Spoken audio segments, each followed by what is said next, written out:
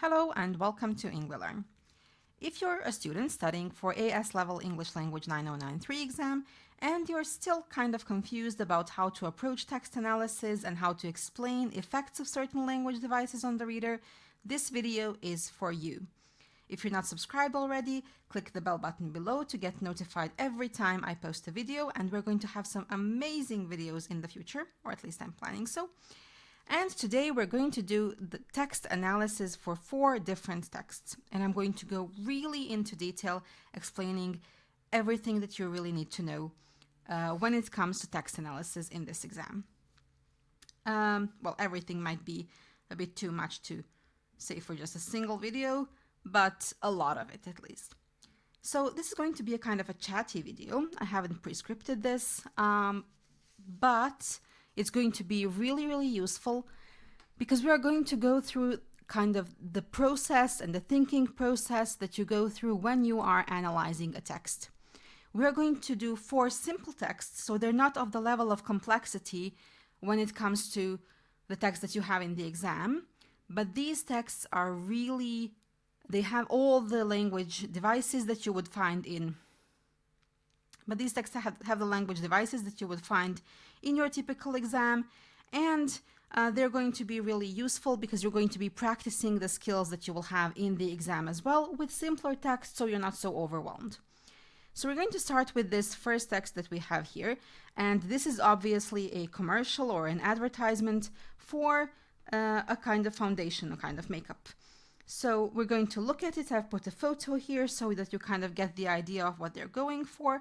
And we are going to go to the text itself. Let's move here down. This is the text of the advertisement. And it says, "This isn't makeup, it's a revolution. With its featherlight formula, our second skin foundation perfects your reality, leaving nothing but pure, luminous confidence. Stop hiding, start glowing." So these, let's see, 4 sentences are all we have to work with, but believe me, we're going to go so deep into this and we'll have so much to analyze. It's going to be fantastic. So every time we get a text like this, we first can kind of, even as we read it for the first time, just as we read it right now really quickly, we can start to think about the main things, those big elements. So we're thinking about audience, purpose, genre, and tone. So the easiest of these to identify obviously is the genre, because we know it's an advertisement. But in your exam, it's not going to be enough to just say that this is an advertisement. It's actually going to be probably laid out for you in the text itself. You're going to have to talk about the kind of conventions of the genre, genre conventions, which are basically kind of norms, rules of the genre, and how this text either confirms those conventions or subverts them. So we'll get into that as we are analyzing. Now we are thinking, okay, what is the purpose of this advertisement? So the first thought we have in our heads, okay, the purpose of the advertisement is probably to sell something. So if they're selling something, then they're trying to persuade someone of something. So there is an element of persuasion, definitely.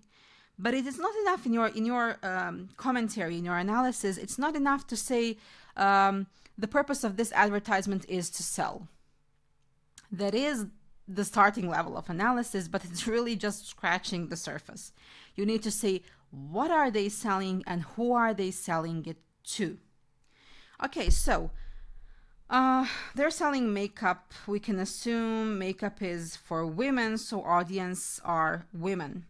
Again, this is really still very general, and we want to be as precise as we can. But we can't be really that precise until we get into the text itself. So let's read the text again and we'll come back to these big elements. So we'll go sentence by sentence and analyze everything we have there. So the first sentence says, "This isn't makeup, it's a revolution."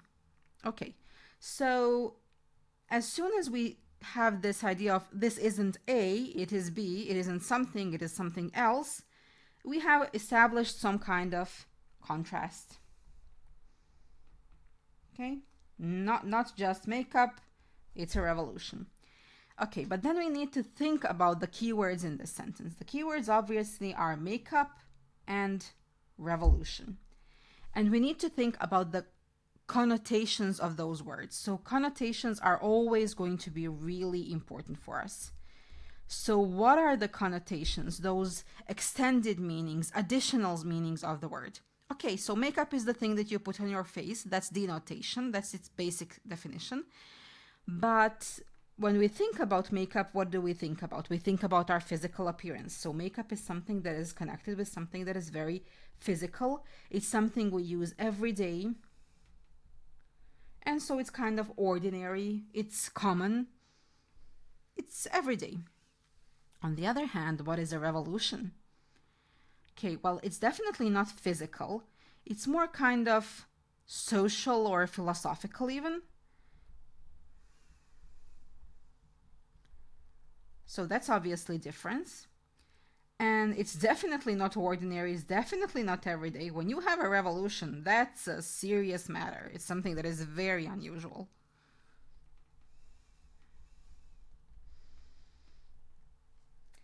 And we think about what is the core element of a revolution? What is a revolution in its essence? So there is the element of change, of some kind of transformation. So something is changing. So at the very beginning of the advertisement, they're saying, okay, this is not something that is everyday and that is normal and that is connected only to your physical appearance, but this is something that is elevated. It's more than that. It's philosophical and it's extraordinary and it symbolizes some kind of change. Okay, so if we say that this foundation is not makeup, but it's a revolution, so we say foundation equals revolution. Sorry, I have no idea why it's skipping like this. Revolution. We can say that that's a kind of a metaphor. Okay, but why? So you could say 1,000 different things. Why did the authors here, the marketeers, why did they use the word revolution for this metaphor? Because when you say that this foundation that you are going to buy is not just something physical and something ordinary, it's not like every other product that you see at Sephora. It's something that is more than that. It's a change. It's a philosophical thing. It's something that is elevated, and it's kind of even a kind of hyperbole. So they're trying to elevate their product above their competitors. This product is not just something that you will put on your skin in the morning when you get ready for work. This product has the potential to change your life.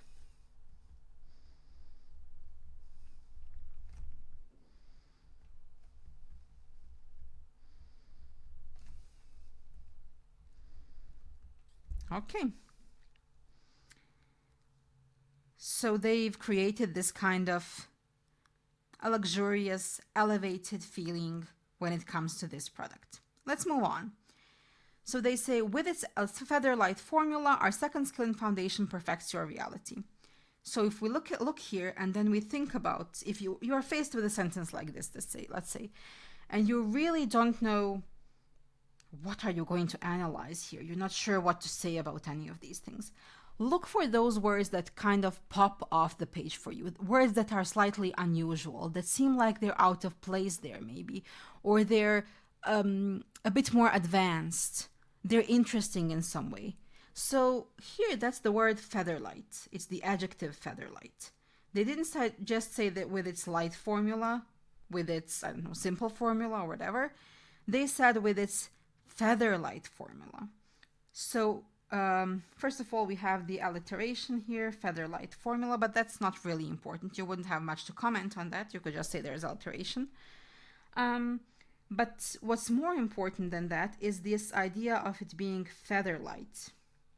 So this is a type of imagery. What kind of imagery? Well, it appeals to our sense of touch. If you're a woman, if you know about makeup, you know how important it is for makeup to be really light and for it not to feel like cakey and heavy on your skin. So marketeers obviously know their audience really, really well. They know who they're talking to, and they're thinking, okay, what kind of a problem does my audience have? Oh, they might have the problem with foundation being really heavy. So let's address that problem before we even mention it anywhere. Let's just say this product is featherlight. It has this featherlight formula. Let's solve the problem before our audience even has it. And then they continue and say, with its featherlight formula, our second skin foundation. Here we have the name of the product. Now, names are really important. Those are the brands. They're really, really important in marketing. And with all the other names that they could have named their product, you need to think, why did they name their product Second Skin? Again, we have the alliteration, which we can now analyze because it's a brand. It needs to be memorable. So the alliteration here really serves a purpose of memorability. Okay, so it's easy, it's catchy, it's easy to remember.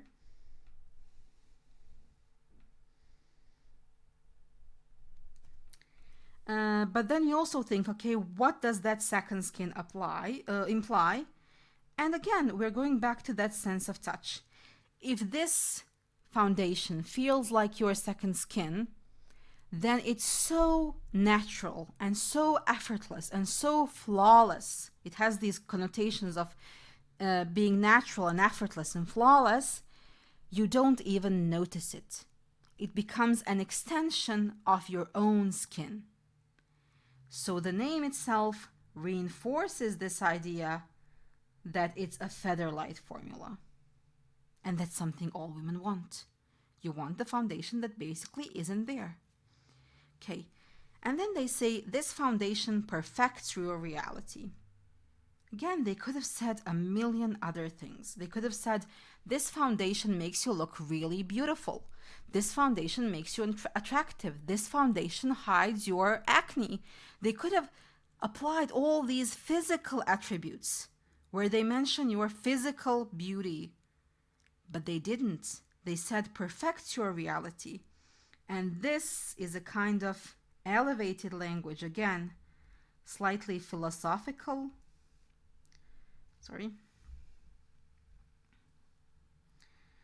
Elevated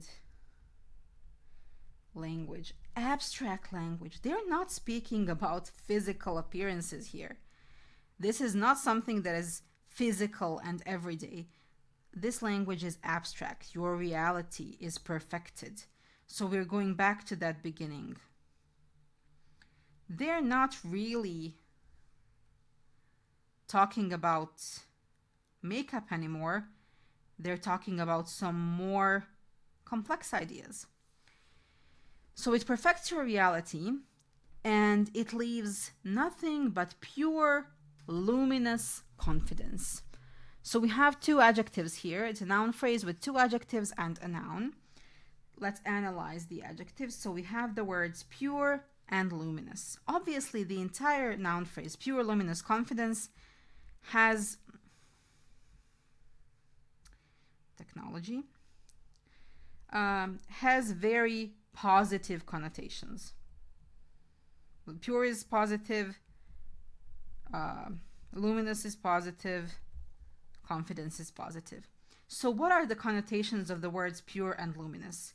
So we have these ideas of light, of honesty, of radiance. And then we have this idea of confidence. This word, this is the key word here. Why is this the key word here?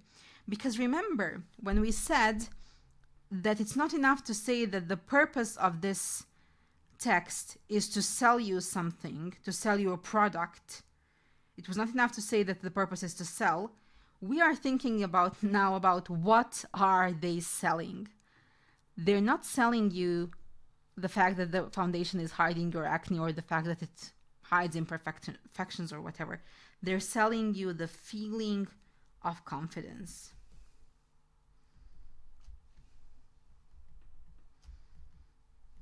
So they're appealing to women's lack of confidence, and they're trying to get to this end goal, which is not just physical, but emotional. You will feel good wearing this product. And they end with something that is called in advertisement a call to action, CTA. So that's an element of genre. They end with these two simple sentences: stop hiding and start glowing. So we're going to analyze these sentences from two aspects. First, we're going to talk about structure. So that's sentence structure, because we always have to pay attention to form, language, and structure. And let's look at the sentence structure here. So we have two sentences. They're both very short, impactful sentences.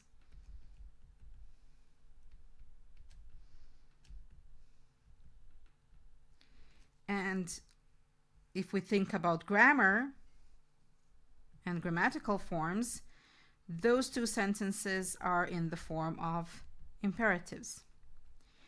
Okay, so again, we need to think about, if we want to analyze the structure, we need to think about why did the marketeer here decide to use these short sentences.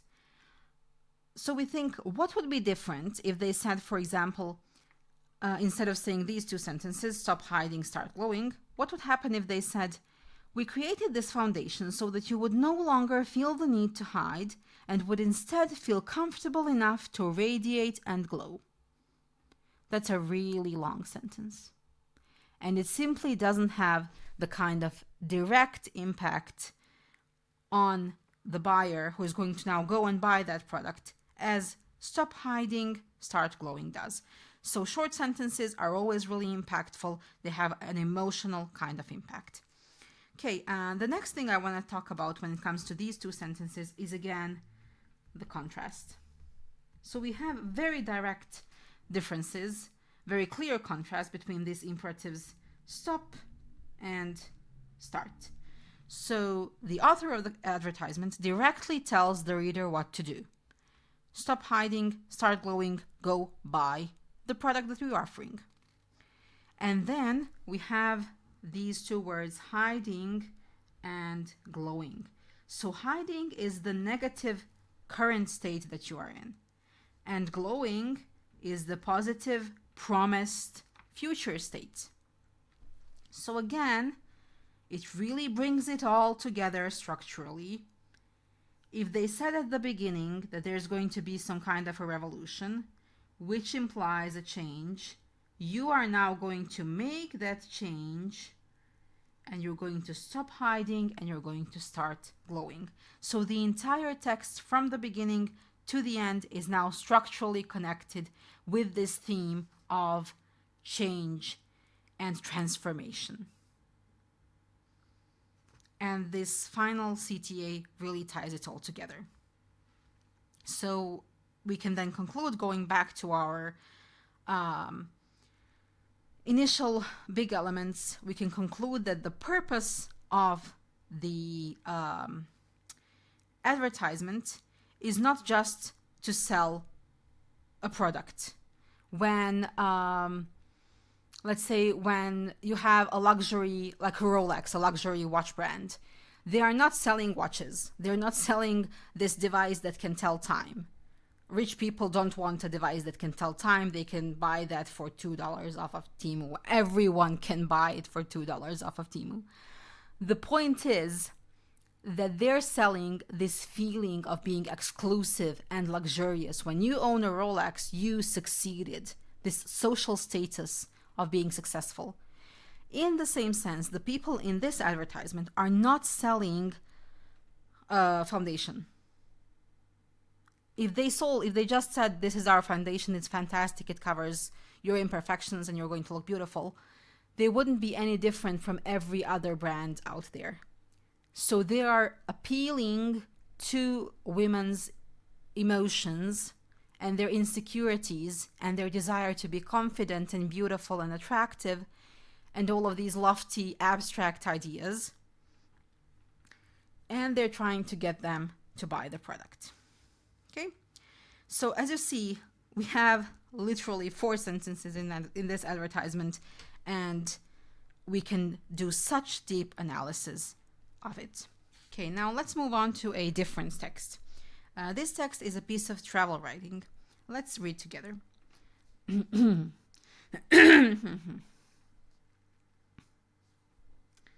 Now let's move on to a different text. This text is a piece of travel writing. Let's read together. Venice wakes slowly. At dawn, the streets are silent, except for the soft slap of water against stone. A single gondolier sings to himself, his voice bouncing across the canals. By noon, the city is transformed.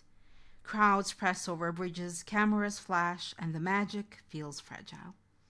Venice lives in 2 worlds, one of delicate beauty and one of relentless tourism. Okay, again, just a single paragraph of text, but there is so much to unpack here.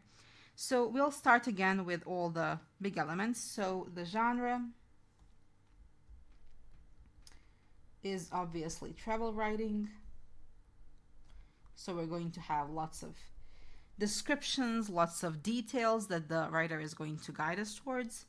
Then we have the audience, purpose, and tone, which we will discuss a little later. So the audience generally, when it comes to travel writing, are going to be people who are interested in traveling. This is quite broad, not very specific, but what can you do? In culture, maybe. In Venice, maybe itself. And the purpose, if we just look at it really quickly like this, at first glance, we can obviously say that the writer wants to capture the beauty of Venice. He wants to inform people about the beauty of Venice. So that's one of the things, but we'll get to another purpose a little later on. The beauty of Venice. Now let's look at the text itself and let's analyze word choice and language devices and structural devices that we can find here. So first we have this sentence, Venice wakes slowly. Obviously it's a very short sentence at the very beginning of the paragraph. Now the author didn't say, and you can notice that, the author didn't say people in Venice wake slowly. He said Venice wakes slowly, which means that there is a kind of personification here. Venice is not a living being, but something inanimate is given the characteristics of an animate being. So we have personification. Why does the author use personification here? What is the end goal? What happens when someone wakes up? That we could say that that's a kind of private moment, right? So it feels like Venice is this being, this entity, a being, a living being, and we are present there and we are now observing a private moment of waking up. So this creates, and we're going to write that down here, this very first sentence and this personification creates a kind of intimate tone. And if we think about the connotations of this scene of Venice waking slowly and the following few sentences, there is this element of it being very serene, very tranquil, and very meditative, because it happens slowly, it happens peacefully. So we are kind of invited to see the city as a living being. Now the next sentence says, at dawn the streets are silent except for the soft slap of water against stone. So this intimate and peaceful tone is also reflected in this idea of silence, the adjective silent. And there is silence, so we have again imagery. appeal to the sense of hearing. So we can call that some kind of auditory imagery. And everything is silent except for this soft slap of water against stone. So this slap, because we can hear it, it makes the silence even stronger. Okay, because if it wasn't so silent, we would be able to hear other things. But this soft slap is heard, so we have this truly tranquil and serene atmosphere. We have this onomatopoeia.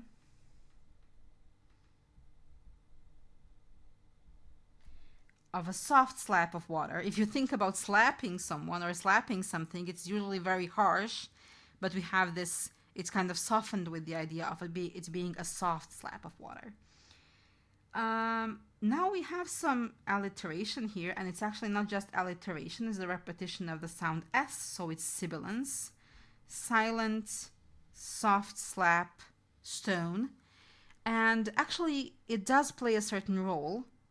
Alliteration sometimes doesn't play any role, but sometimes it does, and this repetition of the sound S, sound S, is very kind of feels like a whisper, and it literally kind of lowers the volume for you. You can feel this hushed atmosphere above the city because of this sibilance. So the technique used is called sibilance. Okay, and then we have a single gondolier who sings to himself, his voice bouncing across the canals. Again, the voice bouncing across the canal is also auditory, and it just further accentuates the idea of silence. And the fact that he's a single gondolier, he's alone, there's no one there to watch him, also further emphasizes the element of stillness and of peace. And there's a kind of reflection there.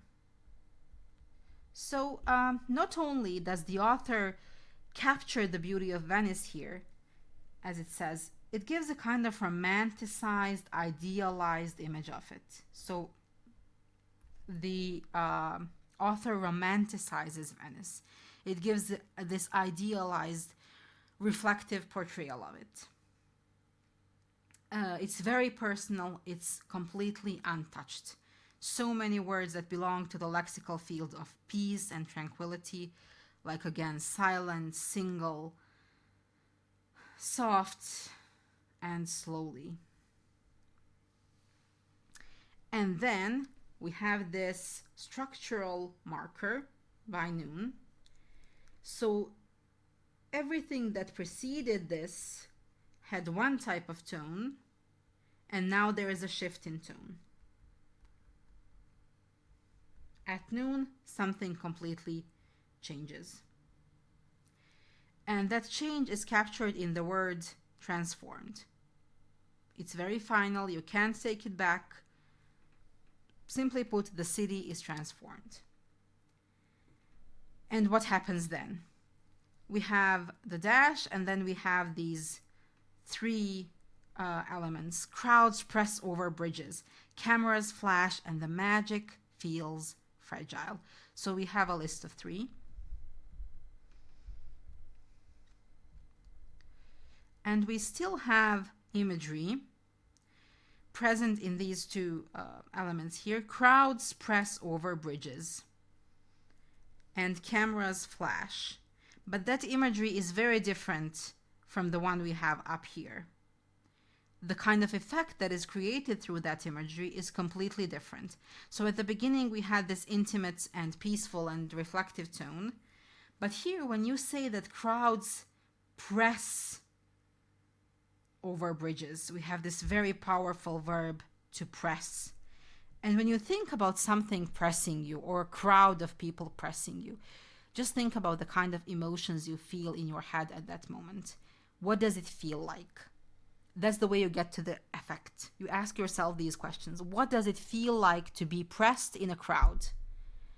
And the answer that you're going to inevitably get is you're going to feel very rushed. You're going to feel very pressured. You're going to feel overwhelmed. Your senses are going to be overwhelmed with this crowd of people who are probably also yelling and speaking and talking and pressing you. So there is a sense of overwhelm. Obviously, a very strong shift, a very strong contrast to that initial peaceful atmosphere. And then cameras flash. So when you think about the flashing of cameras, there is this sequence, a very quick sequence of things happening, very abrupt, very short, a quick succession. So this is visual imagery, maybe auditory, you can hear those cameras flash. And essentially what this says is that there is nothing intimate, there is nothing peaceful about this atmosphere here. You're surrounded by people, and those people are loud and noisy and obnoxious and annoying. And your senses are overwhelmed. And the final element in this triad is the magic feels fragile. So the author uses a beautiful abstract noun here, not like the very concrete nouns that you had up here. And this magic obviously refers to this kind of romanticized atmosphere of Venice that we created in the first part of the paragraph. And the fact that that the magic feels fragile means that it's so delicate, it's so vulnerable, it can be shattered so easily. So there is a sense of, because the magic feels fragile, this creates a sense of loss.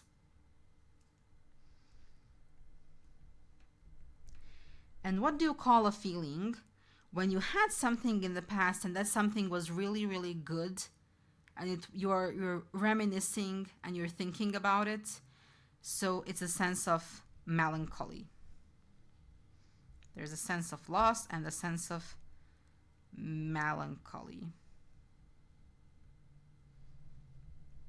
Okay.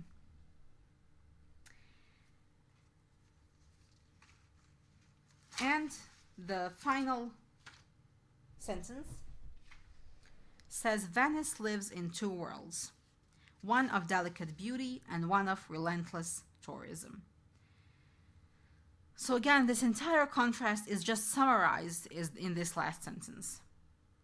And you can really analyze this very deeply. You can even go to, usually we analyze language devices and figurative language and persuasive techniques and individual word choices, but you can even analyze punctuation. So if you look at the interesting punctuation that we have here, it's the colon here.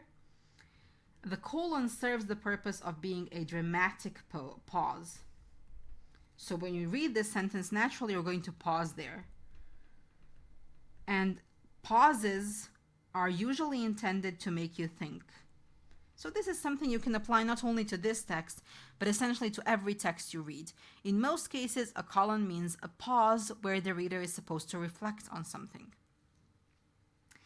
And then we have this parallel structure, one of delicate beauty and one of relentless tourism, which clearly establishes or reaffirms the contrast that we had earlier.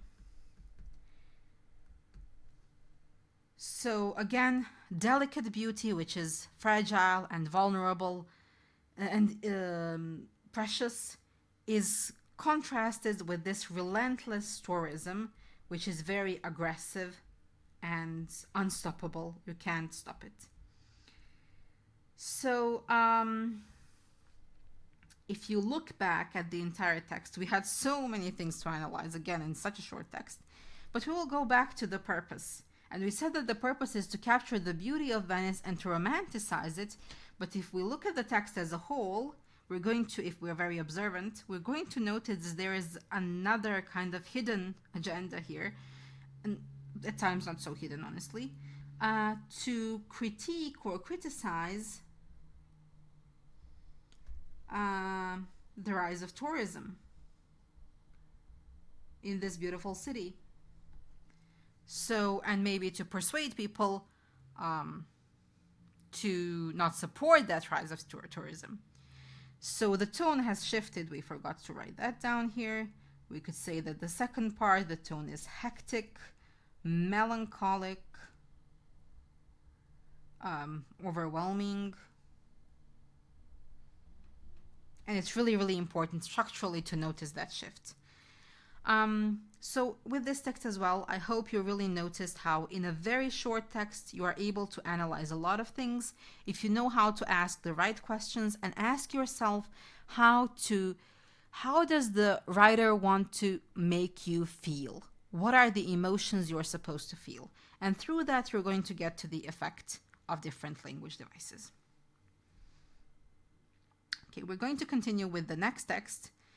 And the next text is an introduction to an article. So this is just the introductory part of the article. Again, a single paragraph. The article speaks about climate change and the effects of climate change. So genre is an article. Audience here is really not that important. It's quite general. Sometimes you simply don't have general readership. Can be the audience that you write for certain types of texts because simply there's nothing more specific to say here. Purpose and tone. Let's read. We'll read and then we're going to get to these elements. So the author says, I will never forget stepping onto the shore after the floodwaters finally receded. Mud clung to everything, coating the cracked soles of my shoes, seeping into the worn floorboards at the local cafe, smearing across door frames and chairs. Belongings lay scattered like confetti from a parade gone horribly wrong. A child's toy, a soaked notebook, a single slipper half buried in silt. The streets, usually alive with chatter and footsteps, were eerily silent, the air thick with the smell of damp and decay. In that stillness, the devastation pressed against my chest, sharp and undeniable.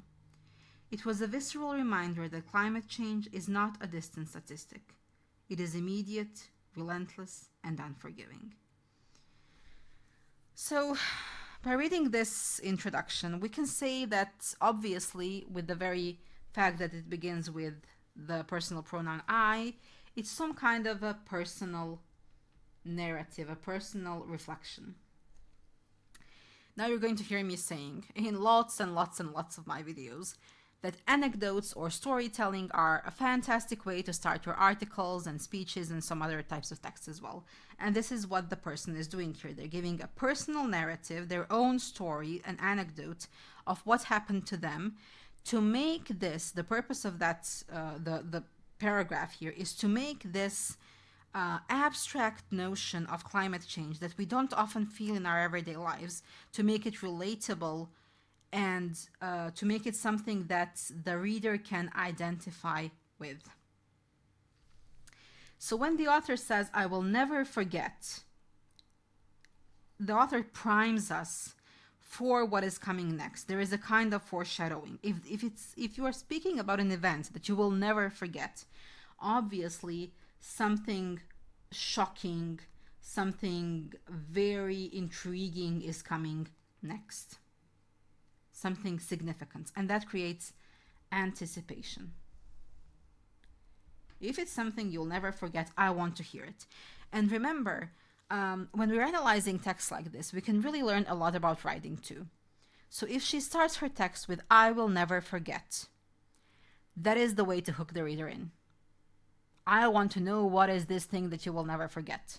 You can start your own text like that too, when you are writing any kind of a text. So, I will never forget stepping onto the shore after the floodwaters finally receded. In this initial personal narrative that the person shares, she establishes the perspective, so we have the first person account, and she establishes the tone. Okay? And another thing that is established is also the author's ethos, or her, or his, I'm kind of imagining a her, I have no idea why. Credibility. So the person says, this is my lived account of this story.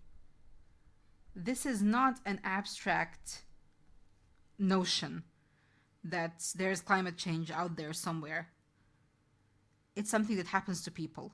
Believe me, this happened. She has credibility. So she speaks about how mud clung to everything, coating the cracked soles of my shoes, seeping in the floorboards, and smearing across door frames. So let's think about what this sentence tells us. Okay, we're obviously going to recognize again that it's some kind of imagery.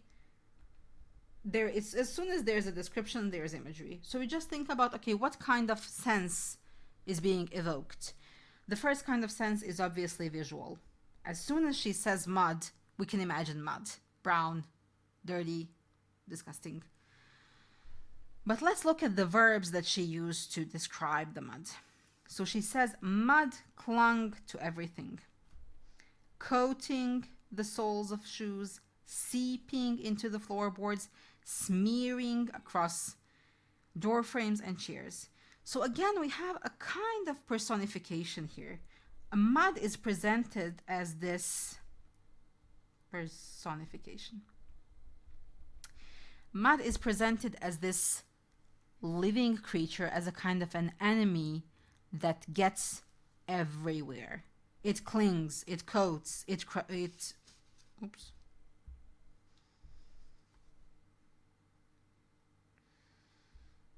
Okie dokie.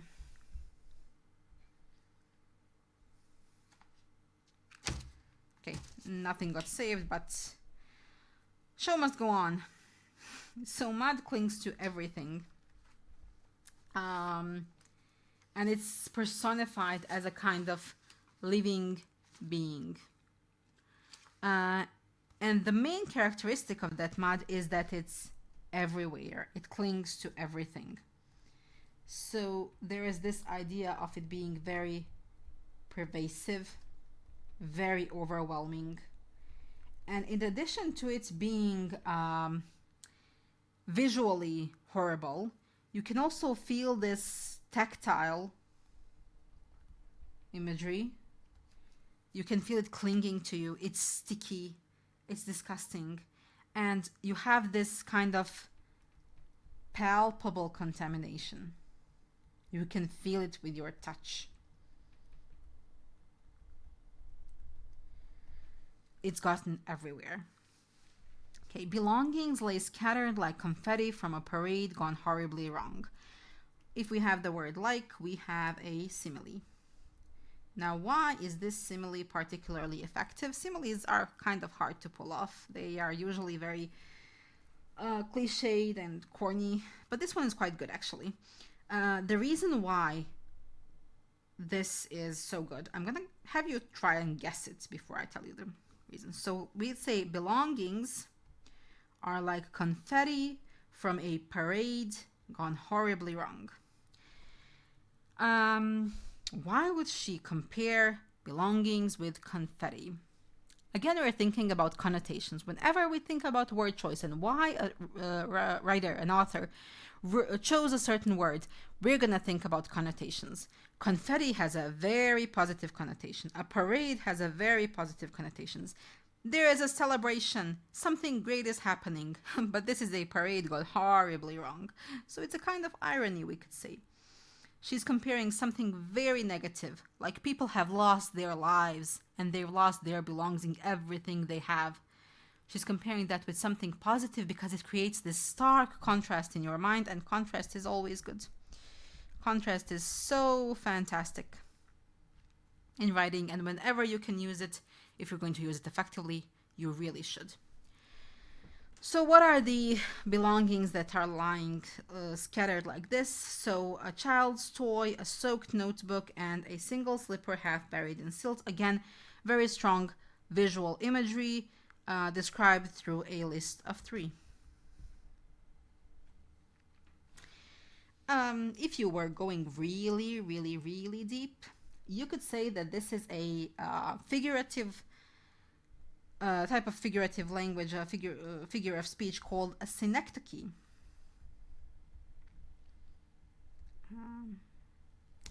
Which is basically when you take a part of something and use it to speak about the whole. So the part takes the place of a whole. So a child's toy refers to a child.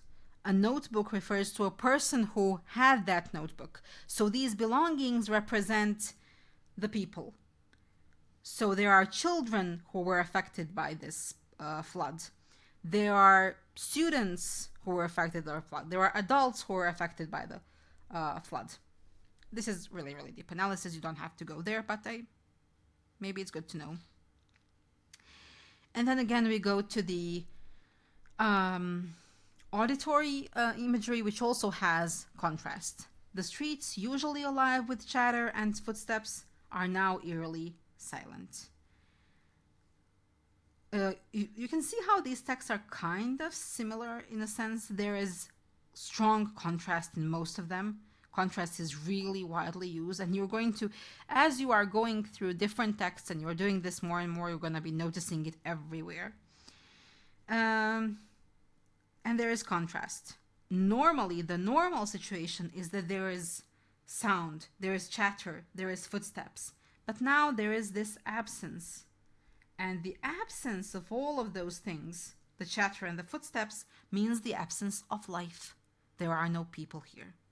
They are eerily silent. So this highlights loss and the fact that this is an abnormal situation.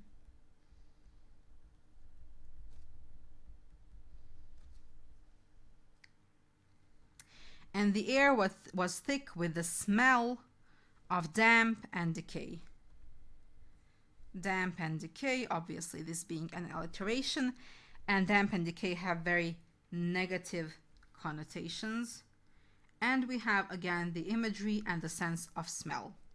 So basically in this short paragraph you have almost all senses mentioned: the sense of touch, the sense of vision, the sense of hearing, and the sense of smell. And then there is here shift again. In that stillness, the devastation pressed against my chest, sharp and undeniable. So she feels this huge weight on her shoulders. We have personification, the devastation pressed against my chest. If you remember people from Venice feeling pressed, here the devastation presses. Again, we have that sense of touch, the feeling of claustrophobia, being overwhelmed. So this gives physical weight to her emotional trauma. And what that does is it enables us to feel it. Oh my God.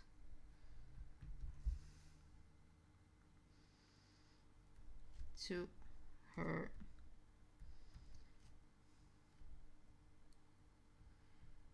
emotional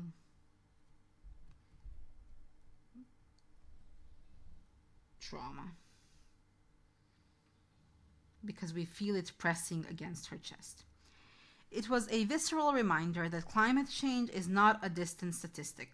It is immediate, relentless, and unforgiving. So she's kind of moving, probably in the next paragraph, she's announcing the move from this personal narrative that she's given. The purpose of that personal narrative was to establish this as a relatable and personal issue and an important issue that affects people's lives. And now she's going to probably move on to something broader and something more broadly applicable to a wide range of people. So we have a shift from this personal narrative to here a persuasive message. So we could say, when we speak about the tone, we erased those accidentally.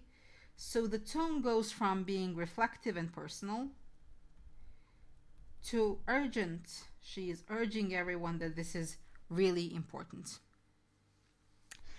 Now, because I want you not only to look at these texts, these particular texts that we're analyzing today, I want you to think about how different words can have different connotations in different contexts.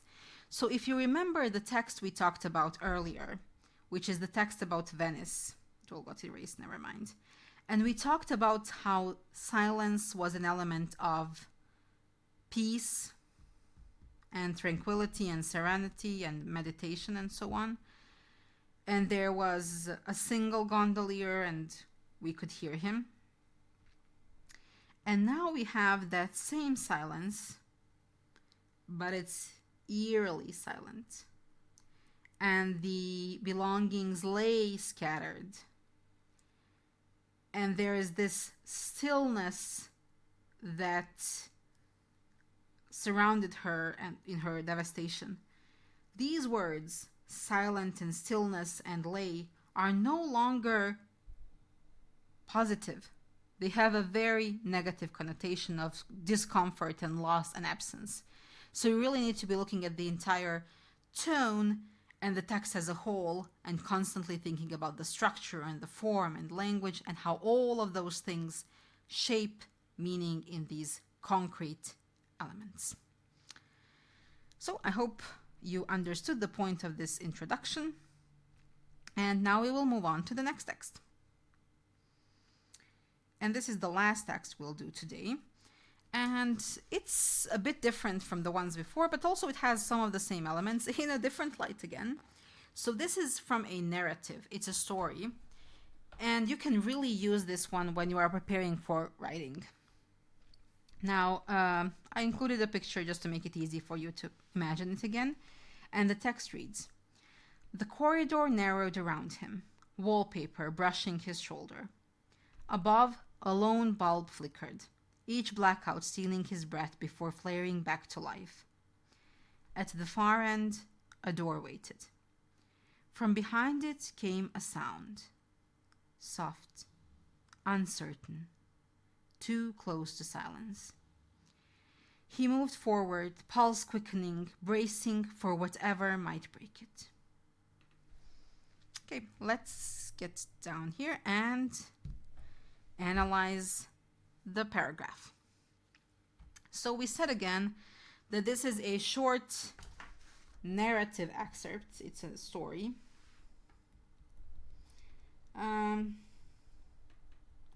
So maybe a horror story or a thriller story or maybe a mystery story. So we're kind of just putting in a broad genre here. Audience is also very broad. People who read fiction, people who like horror stories, people who like mysteries. So let's say fiction readers. And let's think about the purpose.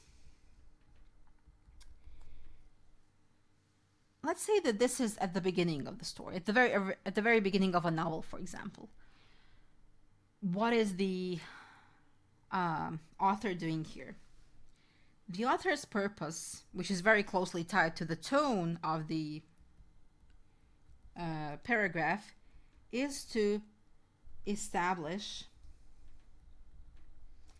a suspenseful and ominous atmosphere, and to create a sense of fear and curiosity. So fear and curiosity combined are essentially what suspense is. The reason why I included this particular paragraph is because this purpose is very often present in your writing assignments. Create an opening to the story and emphasize a suspenseful or ominous atmosphere. That's something that comes very often as a task in the writing part of the exam. So you can see how it's done here really well in this very, very short paragraph, and then you can hopefully apply it to your own writing, but we can also apply it to this analysis as well. So for a change, we're going to start with structure. Now I've pointed out the sentences here just for us to be able to see it better, but you can see that the sentences are either short or when they are longer, they are kind of chopped up. There's lots of commas. There's a lot of fragments, and they're fragmented into these little pieces. And what these fragments create, whenever there's a comma, there is a kind of a pause. So it creates a fragmented sense of the sentence. And these fragmented sentence pieces create a kind of stop-start rhythm. So you start moving towards something and then you stop. And then you start moving a little bit and then you have to stop. And this is really great for creating suspense. So the sentence structure here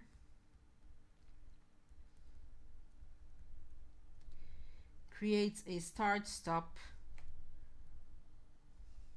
rhythm, which really helps the author establish the pacing of the paragraph. It creates suspense,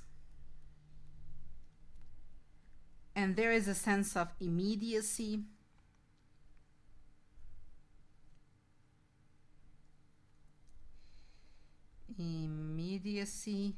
And unease. You're feeling really uneasy when you read this. Okay, let's start with the first sentence. The corridor narrowed around him, wallpaper brushing his shoulder. Immediately you will notice that the word that pops off the page here is the word narrowed. So it's an active verb. And when you think about someone in that picture, the person walking through this long corridor, and he feels like the corridor is narrowing around him. This is not just a physical sensation that the corridor literally narrows, but there is a feeling of narrowing in his chest.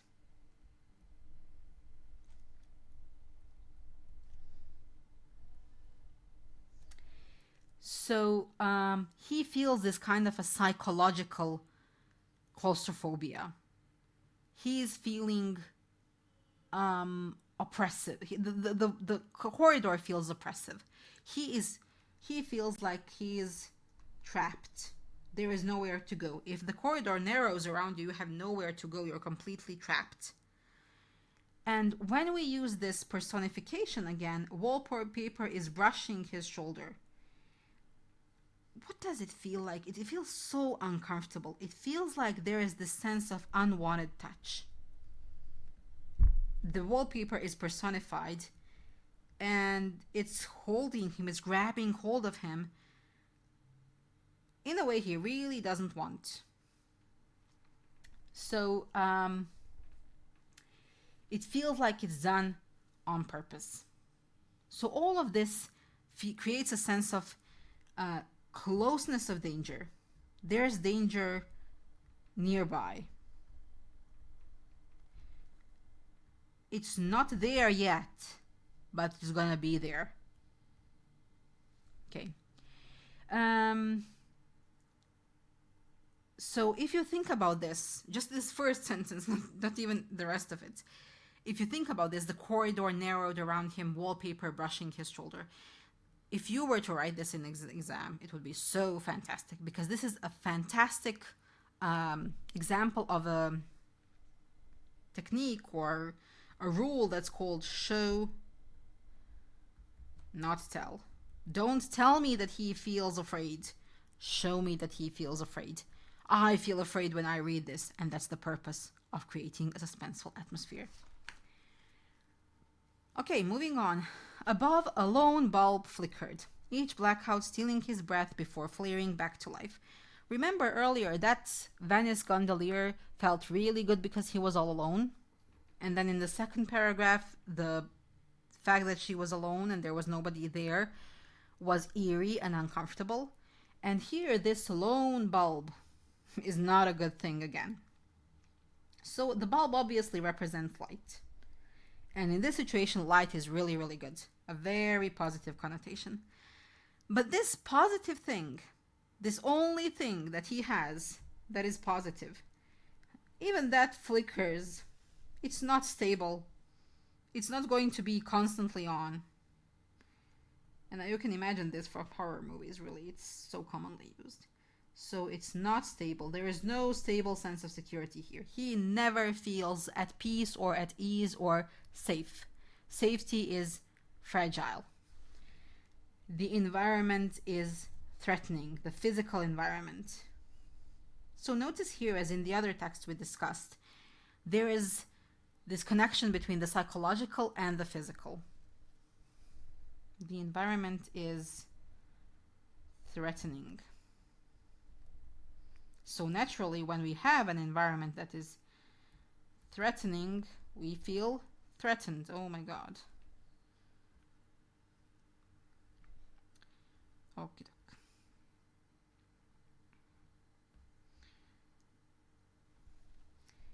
Threatening. Each blackout stealing his breath. So the fact that the blackout is stealing his breath is a metaphor. So the blackout is the darkness, and this darkness is no ordinary darkness. It's darkness that is predatory. It steals things. It's very scary.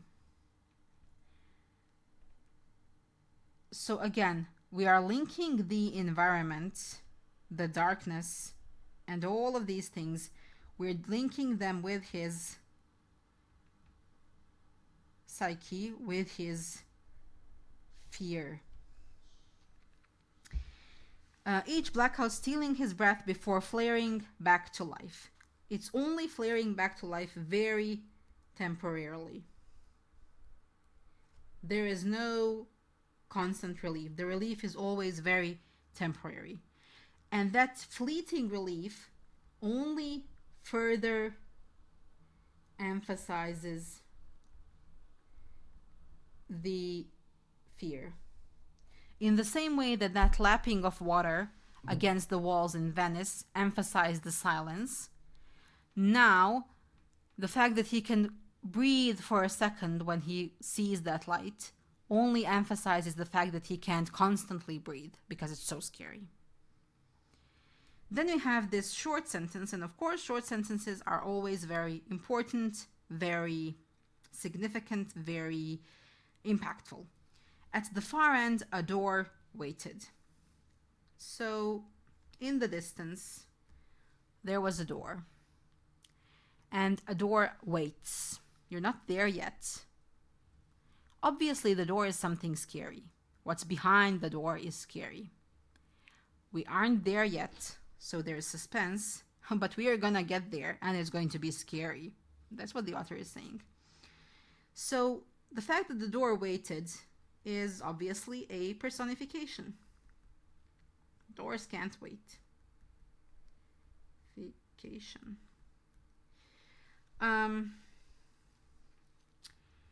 So just like with the wallpaper up here, it feels like the door is alive. And we don't know what waits there. So the threat that we have there is an unknown threat. And people really fear the unknown. It's unfamiliar. It's some kind of a looming presence. So this simple, unassuming object, a door, becomes a symbol of danger. Symbol. The door is a symbol. A very tangible, visible symbol of danger. And then from behind the door came a sound. Soft, uncertain, and too close to silence. Like we said before, the sentences are so fragmented. You're constantly starting and stopping, starting and stopping. And here this dash is going to create, again, a dramatic pause. You're going to have to stop there, and you're going to think about what the sound is like. The sound is soft, the sound is, again, uncertain, and it is too close to silence. So we don't know what that sound is like. There is a list of 3 that builds suspension. It's soft and it's uncertain, and oh my God, it's too close to silence. But the very fact that he hears this sound shows us how afraid he is.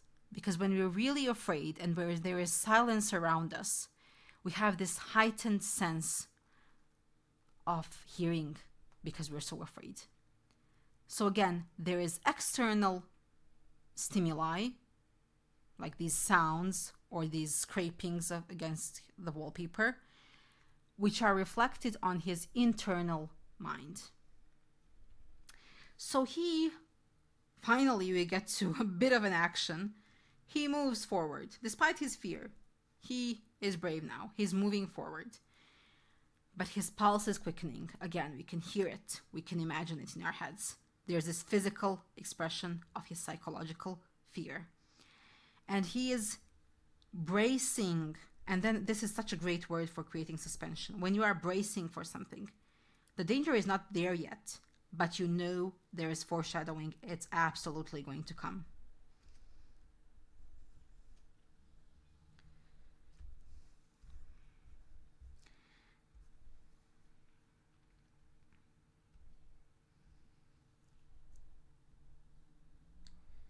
So we know that danger is definitely coming. And even at the very end, when the author says whatever might break it, the danger is still unknown. So it's still undefined. And the fact that it's undefined is obviously what makes it suspenseful. So one thing that you really need to figure out, and I really want to emphasize this when you're analyzing anything, is that every word choice that the author makes has a certain purpose. And every choice that the author makes has a certain purpose.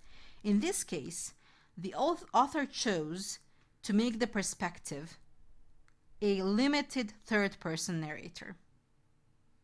So even the narrator doesn't really know what's happening, so we don't know what's happening. So the entire time, the author is the one who is controlling how much we know and what we feel. So the entire time, the writer carefully controls what we know and what we feel. And he does that through pacing. There are quick successions of events, and there are times when the rhythm is slowed, and there are dramatic pauses. What we feel and what we know is controlled by perspective. Limited third-person narrator who doesn't know everything. The author is clearly withholding information. We have no idea what the danger is. And there is foreshadowing because we know that something dangerous is lurking in the dark. So that is the way that in a narrative you are creating a certain kind of atmosphere. So this was quite a long video. I hope you stuck till the end, and I hope that it was engaging and meaningful and useful for you. I hope it's going to help you understand much longer texts, much more complex texts. I hope it's going to give you ideas about what kind of questions you need to ask yourselves. And please feel free to ask me anything you don't understand in the comments below. I will be more than happy to answer. Make sure that you subscribe, and if you're a teacher, I have again a gift for you. In the description below, there is a link. The link is going to take you to subscribe to my email list. When you subscribe to my email list, you're going to get access to my free resource library. In the library, you're going to find a bunch of different, hopefully useful resources, but you're also going to find these texts that you can then use in your class with your students, and hopefully they're going to benefit you. So thank you, and see you next time. Happy exam season, everyone.